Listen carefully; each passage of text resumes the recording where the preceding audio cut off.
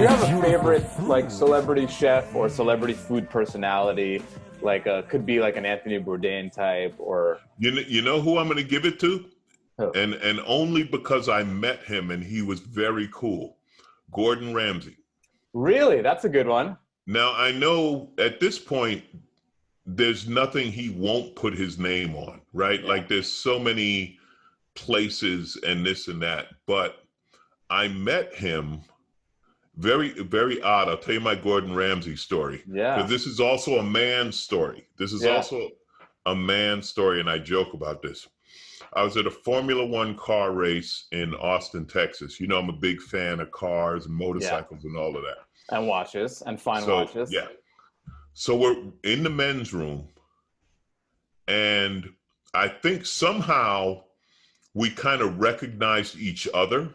You know, I guess maybe he likes comedy or something like that, or I don't know what it was, but we glanced at each other, and then I came out and waited.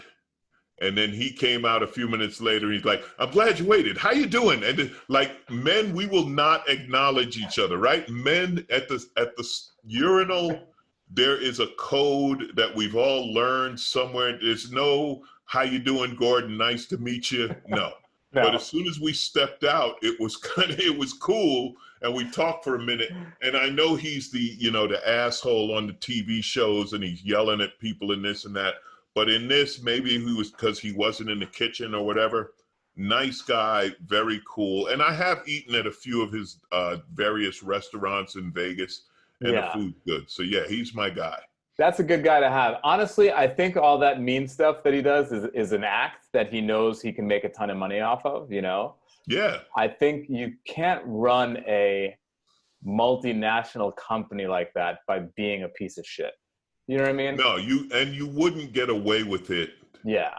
To that extent. Like on TV, you can yell at the new chefs and the this and that. In real life, nah. Yeah, yeah. And it's funny because his episodes, a lot of his shows that he has here, like restaurant, what's the one called where he like goes into a shitty restaurant and then fixes it up? Mm-hmm. Oh, God, I can't believe I'm forgetting the name.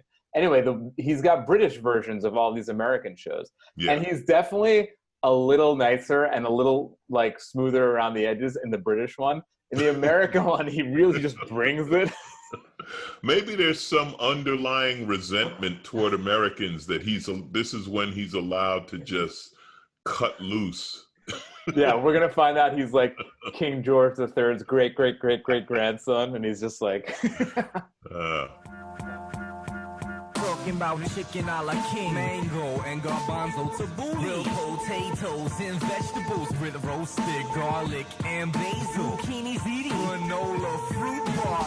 Look at all this beautiful food.